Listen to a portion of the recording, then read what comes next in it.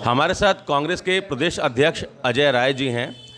अध्यक्ष जी, 69,000 शिक्षक भर्ती मामले में आज ओबीसी कैटेगरी के अभ्यर्थियों के मुख्यमंत्री से मिलने की सूचना है।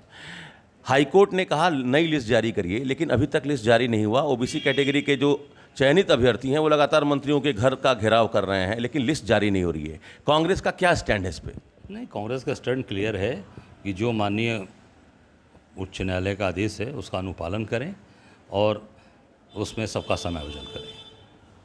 तो लिस्ट में गड़बड़ी हुई थी, कांग्रेस को लगता है ऐसा? निश्चित तौर से गड़बड़ी हुई है, उसमें उन्होंने गड़बड़ी किया है, तभी तो आज स्थिति खराब है ना कि हाईकोर्ट के आदेश के बावजूद भी समायोजन है। पहले ही आप देखकर बनाते तो आज इतना जो आक्रोश नहीं होता, न सामान्य वर्ग में आक्रोश होता, न पिछड़ों में आक्रोश होता, हर जगह लोगों का समायोजन करते। तो आपने इस तरह की चीज़ें की जिससे कि पूरे समाज के अंदर आज भयंकर रूप से बंटवारा हो गया और आपका एक जो सरकार का जो काम करने का तरीका जनता के सामने आ गया।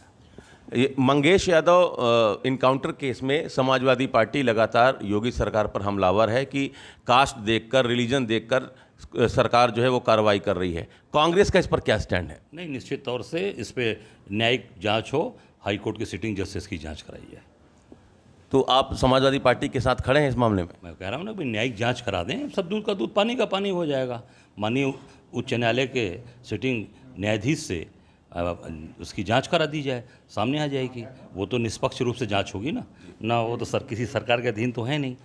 माननीय उच्च न्यायालय के न्यायाधीश से जांच हो जाए, सब चीज़ें सामने आ जाएंगी। अध्यक्ष जी, हरियाणा में विनेश फोगाट और बजरंग पुनिया आपकी पार्टी ज्वाइन कर ली है, तो अब विपक्ष ये खासकर बीजेपी के लोग ये कह रहे हैं कि इसका मतलब ये है कि जो ब्रजभूषण शरण सिंह के खिलाफ पहलवानों का जो विरोध था वो पॉलिटिकल था, क्योंकि उन्होंने तो कांग्रेस ज्वाइन कर लिया और इस पूरे मामले में कांग्रेस पीछे से थी। नहीं, देखिए ऐसा है कि आज जो व्यक्ति सताया जा रहा है, परेशान है, तो उसके साथ खड़ा होना ये हमारा कर्तव्य है। और निश्चित तौर से जो आज विनेश फोगाट ने कांग्रेस ज्वाइन किया है, मैं निश्चित उसका स्वागत करता हूँ। एक अंतर्राष्ट्रीय प्लेयर है जिसने पूरे दुनिया में हिंदुस्तान का नाम आगे किया है। मैं अपनी शुभकामनाएं देता हूं और निश्चित तौर से कांग्रेस में उनका भविष्य उज्जवल है।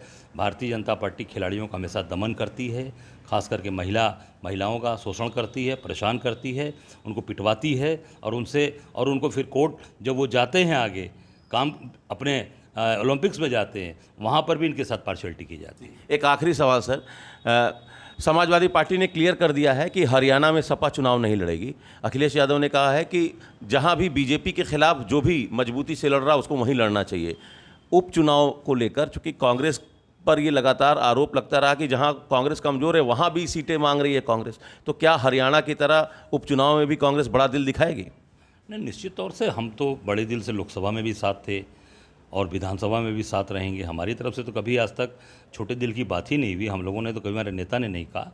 तो हम लोग मिलकर लड़ेंगे और निश्चित तौर से 10 की 10 जीतेंगे और 10 सीट इनको हराएंगे भाजपा को। तो सीटें कितनी मांग रहे हैं? अब ये हमने 5 सीट का प्रस्ताव दिया, वो भी जो भाजपा की सीटें थी, जहाँ भाजपा अलायंस जीता था, वो हमने मांगा है। हम कहीं समाजवादी पार्टी के सीट पर कहीं कोई बात नहीं की हम लोगों ने। जहाँ भाजपा और अलायंस के लोग थे वहाँ हमने मांगा है और निश्चित तौर से लड़ेंगे और जीतेंगे। चलिए, तो कांग्रेस के प्रदेश अध्यक्ष का कहना है कि मंगेश यादव इनकाउंटर केस की जांच हाईकोर्ट के सिटिंग जज से कराई जाए। Amit Singh, TV9 UP, Varanasi.